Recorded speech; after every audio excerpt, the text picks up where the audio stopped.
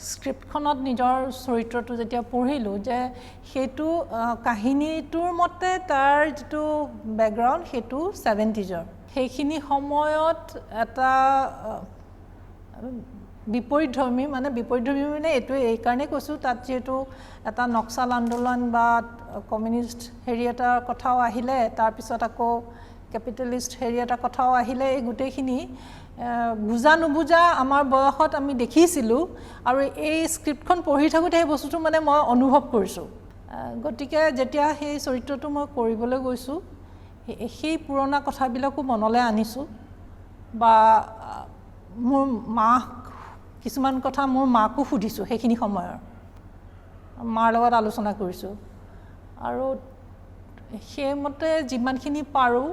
portrait কৰিবলৈ চেষ্টা কৰিছোঁ বাকী পৰিচালকে জানে আৰু কিবা